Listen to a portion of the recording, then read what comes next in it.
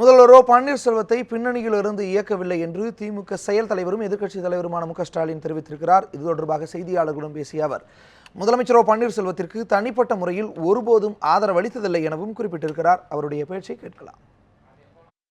பன்னீர்செல்வத்துக்கு நாங்கள் என்னைக்கும் ஆதரவு தெரிவித்ததில்லை.